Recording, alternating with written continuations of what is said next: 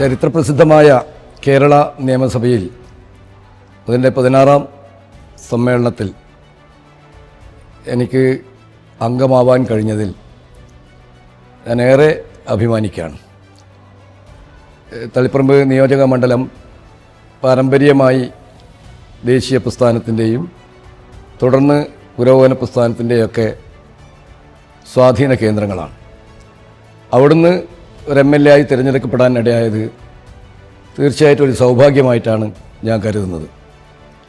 മണ്ഡലത്തിൻ്റെ സമഗ്രമായ വികസനത്തിന് പരമാവധി ഞാൻ പരിശ്രമിക്കും.